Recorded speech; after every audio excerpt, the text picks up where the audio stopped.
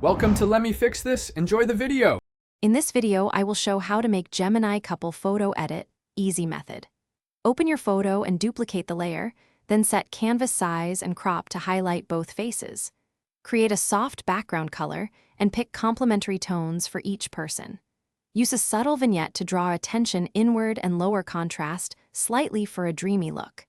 Save incremental copies and export a high-quality JPEG for sharing on social media. Start by balancing white and exposure to make skin tones look natural and consistent across both subjects. Apply split toning with warm highlights and cool shadows to evoke Gemini contrast. Use selective color to gently boost eyes and lips without making them look fake. Add a light color grade layer and lower opacity until it feels cohesive. These small moves keep the edit emotional, polished, and true to the couple's vibe.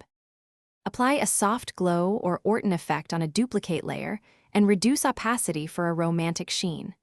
Use dodge and burn on a separate layer to subtly shape cheekbones and smiles without overdoing it.